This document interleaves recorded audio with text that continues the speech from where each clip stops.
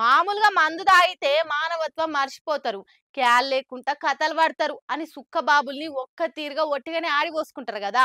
కొందరు మందు బాబులు మాత్రం తోటి మనిషికేదో అయిపోతేనో కాదు, పానం లేని సీసాలు పని రాకుండా పారుకుంటా పోతున్న మందు మీద కూడా ఇగో ఈ తీర్ల ప్రేమ చూయిస్తారు, ఆపలేని అభిమానాన్ని కురిపిస్తారు. ఏ మాట కా మాటే, నీ డెడికేషన్ కి నీ స్పీడ్కు టేకే బో కాక.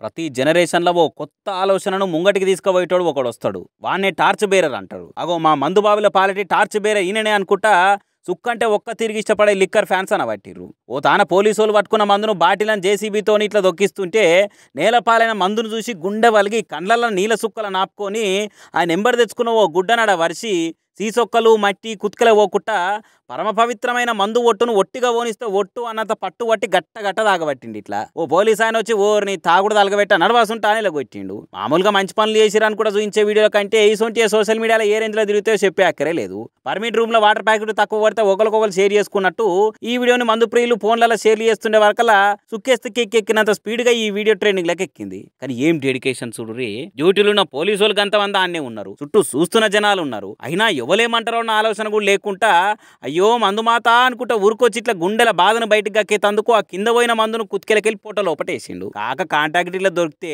మందు తాగితందుకు వాట్సాప్ గ్రూప్ పెట్టుకున్న దోస్తులుంటే కోట తక్కువ తాగినా సరేగా నా పైసలతో సన్మానం చేసి గిలాసుల మందు బుక్కడి బాయిలు పల్లి ఇస్తారు కావచ్చు. ఏదైనా సర్కార్ పథకం ఒకరికి ఒకరికి రాకుంటే ఎంత బాధ ఉంటది. ఇప్పుడు 2 లక్షల రుణమాఫీ కథ గట్లనే ఉన్నది. ఇప్పటికే సర్కార్ 199 మందికి వేసినాం, కాకుంటే టెక్నికల్ ప్రాబ్లమ్స్ అచ్చురాల తప్పులతోటి ఇంకొందరికి ఆగిపోయినాయి, వాళ్ళకు కూడా జల్దీనే అయిపోతాయని చెప్పుకొచ్చింది. అయితే ఇంకా కూడా మాఫీ కాలేదని ఇంకొందరు రైతులు ఇట్లా చేను చెలకల పొంటి పోయి సెల్ఫీలతో నిరసన చేస్తుండ్రు.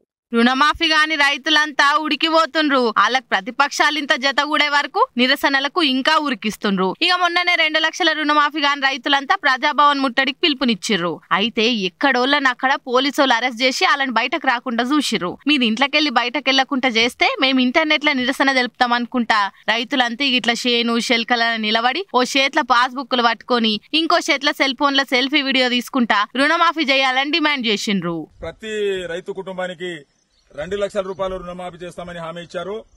మరి భార్య భర్తలు గిట్ట 2 పాస్బుక్లు ఉండి బ్యాంకులో 4 లక్షలు బాకీ ఉంటే 2 లక్షలు మాఫీ చేస్తా అని ఆ రోజు హామీ ఇచ్చిండ్రు. మరి ఎవరైతే భార్య భర్తలు గాని 2 లక్షల పైన ఎవరికైతే ఉన్నాయో వాళ్ళకి ఇంతవరకు బ్యాంకుల రుణమాఫీ చేయలేదు కాబట్టి రైతులు చాలా అవస్థలో ఉన్నారు. దయచేసి మీరు ఏదైతే హామీ ఇచ్చారో రైతు కుటుంబాలకు దాదాపు మా గ్రామంలో 40 నుంచి 50% ఇప్పటివరకు రుణమాఫీ అయింది. దాదాపు ఇంకా 50% రైతులు 2 లక్షల పైన ఉన్న వాళ్ళు రైతులు ఉన్నారు. ఏని వేళలు మాత్రం రాష్ట్రం అంతటా ఉన్న రైతులు అందరూ కలిసి మీ సెక్రటరియట్ ను కూడా ముట్టడి చేస్తామని కూడా ఈ సందర్భంగా తెలియజేస్తున్నాము. మీరు హామీ ఇచ్చారో ఆ హామీను ఖచ్చితంగా మీరు 2 లక్షల రూపాయలు మాఫ్ చేస్తామన్నారు. 2 లక్షల పైన ఎంత బాకీ ఉన్నా ప్రతి రైతు బ్యాంక్ లో రినివల్ చేసుకున్నది కాబట్టి మీరు ఏదైతే ఒక కుటుంబానికి 2 లక్షలు ఇస్తామన్నారో మరి ఇంతవరకు ఏలేదు కాబట్టి దయచేసి 2 లక్షల లోపలనే మీరు మాఫ్ చేశారు.